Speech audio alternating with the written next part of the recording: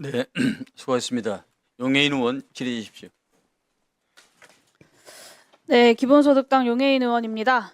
이상민 증인 질문하겠습니다. 12월 4일 새벽 1시에 서울청사를 나섰고 3시에 대통령실에 도착했다라고 국회에 본인의 당일에 행적을 제출을 했습니다. 국회 계엄 해제 직후에 계엄이 지속되던 2시간 동안 어디 가서 뭐 하셨습니까? 증언하지 않겠습니다. 누구 만나셨습니까? 증언하지 않겠습니다. 박성재 법무부 장관도 새벽 3시에 대통령실에 들어왔고 그 이전 행적이 전혀 제출되지 않았거든요. 박성재 장관이랑 함께 있었습니까? 사무실에 있었습니다. 저는 본인은 사무실에 있었다. 그러면 2시 한 40분쯤 출발하셨다는 말씀이신가요? 그 정확한 시간은 모르겠습니다. 그 사실관계를 좀 제출을 해주세요. 아무리 휴대전화를 교체하고 비화폰을 쓰고 동선을 다 숨겨도 추가 수사하면 다 꼴이 밟힐 거고요. 오늘 이상민 전 장관이 증언을 하지 않기로 작정을 하고 나오셨나 본데 증인의 증언 거부의 사유를 좀 합리적으로 추론을 해보면 진실을 말하면 내란 주요 임무 종사자가 될 것 같고 거짓을 말하면 위증일 것 같아서 거부하는 거다라고 볼 수밖에 없습니다. 형소법 제148조가 유죄 판결을 받을 사실이 드러날 염려가 있는 증언을 거부할 수 있다라고 하고 있어요. 결국에는 오늘의 이 증언 거부 자체가 이상민 증인의 죄를 인정하는 것이고요. 이 죄를 감하는 유일한 방법은 국민들께 진심으로 사과하고 그날의 진실을 역사 앞에 그리고 국민들 앞에 소상하게 밝히는 것입니다. 오늘 이 자리에서 진술하지 않는 것은 역사에 끝까지 내란 속의 윤석열의 오른팔로 남겠다라는 선언을 하는 겁니다. 동의하십니까, 이상민 증인? 결코 동의할 수 없습니다. 피의자 윤석열이랑 어떤 사전 모의도 없었다고 주장하는 이상민 증인이 심지어는 계엄을 말리고 반대했다라고 주장을 하는 증인이 어떻게 이렇게까지 윤석열과 혼연일체가 되어서 움직였는지 저는 정말 좀 놀라운데요. 한번 살펴보겠습니다. 이상민 증인 12월 3일 23시 37분 소방청장에게 전화로 언론사 단전단수 조치 지시한 바 있죠? 증언하지 않겠습니다. 장관이 지시하자마자 10분 사이에 소방청 차장이 서울본부장에게 전화하고 소방청장이 서울본부장에게 전화합니다. 계엄 관련 경찰청에서 협조해달라. 요청이 오면 잘 협력해주면 좋겠다. 협력할 일이 많이 발생할 수 있다. 계엄 건의권자이기도 하고 충무계획의 주무부처의 장인 행안부 장관이 비상계엄 중에 직접 지시를 하니까 10분 내에 현장 지휘관까지 전파가 돼서 실행 준비를 한 겁니다. 소방이. 10분 뒤에 소방청장이 똑같은 내용으로 경기본부장에게도 전화합니다. 언론사뿐만 아니라 성간이 단전단수 사전 계획한 바 있습니까, 증인? 증언하지 않겠습니다.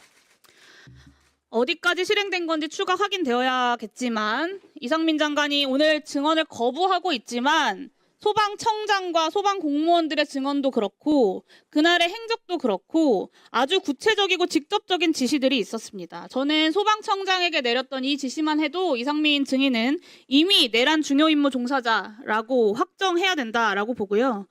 계엄 문건을 받은 최상목, 조태열 장관처럼 피의자 윤석열이 콕 집어 불러 모았던 8시 멤버 또한 개별적인 계엄 지시를 받았을 가능성을 배제할 수 없게 되었다라고 봅니다. 수사당국에서 철저하게 보안 수사해야 된다고 봅니다. 다음 23시 30분 윤석열이 조지호 청장에게 수차례 전화해서 국회 들어가려는 국회의원들 다 체포해, 잡아들여, 불법이야, 포고령 위반이야, 체포해라고 지시 압박합니다. 그때 이상민 증인 뭐 했는지 기억하시나요? 증언하지 않겠습니다. 23시 26분 서울청사 도착하자마자 23시 34분에 윤석열이 조지호에게 전화한 지 정확히 4분 후에 조지호 청장에게 전화했습니다. 맞습니까? 증언하지 않겠습니다. 뭐라고 했습니까? 국회 진압 중에 지원할 거 없냐라고 물어보거나 포고령 위반이다. 자신 있게 국회의원들 끌어내려라 라고 지시한 바 있습니까? 증언하지 않겠습니다.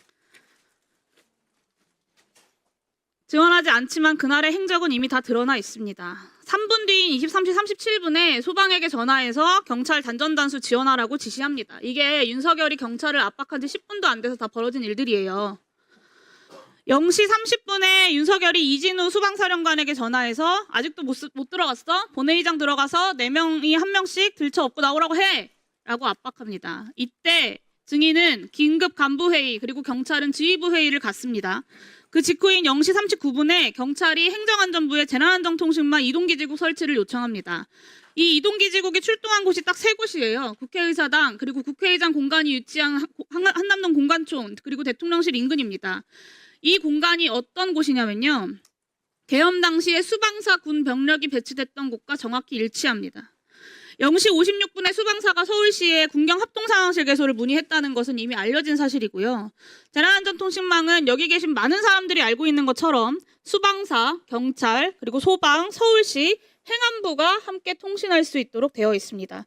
단전다수뿐만 아니라 통신까지 끊으려고 한 건 아닌지 정황상 의심할 수밖에 없습니다.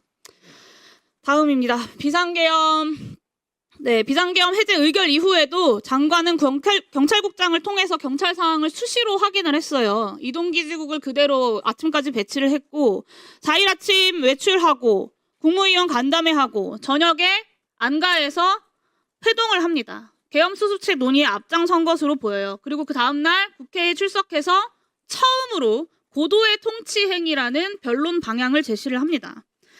실제 이상민 행안부 장관의 행적은 계엄을 적극적으로 지휘하고 지원한 것으로 해석할 수밖에 없습니다. 경찰 소방의 내란에 동원하고 국회에서는 고도의 통치행위 운운하면서 변론 방향 제시하고 꼬리 밟힐까봐 더 이상 증언하지 않으려고 사퇴하고 숨죽이고 기다리고 있었던 겁니다. 소방청장 때문에 꼬리 잡히지만 않았어도 거짓말 그 자리에 앉아서 뻔뻔하게 하고 계셨겠죠. 지금처럼 증언을 거부하지 않고. 그렇지 않습니까? 이상민 증인이야말로 재범 우려 그리고 증거인멸 우려가 크고요. 그리고 혐의 또한 내란 중요 임무 수행으로 중합니다. 다른 이미 중요 임무 종사자들이 다 구속되어 있는 형평성을 고려할 때 수사기관에서는 이상민 증인을 즉각 구속 수사해야 한다라고 판단합니다. 이상민 증인 동의하십니까? 증언하지 않겠습니다. 네, 오늘의 이상민 장관의 이 비겁한 역사 죄인의 모습을 국민들은 똑똑히 기억할 것입니다. 그리고 역사가 반드시 네, 이상민 장관님. 네. 이상민 장관 입장에서 역지사지로 이해하는 측면도 있습니다만은 누구나가 형사소출을 당하거나 또 유죄 판결이 사실이 드러날 경우에는 증언을 거부할 수도 있습니다.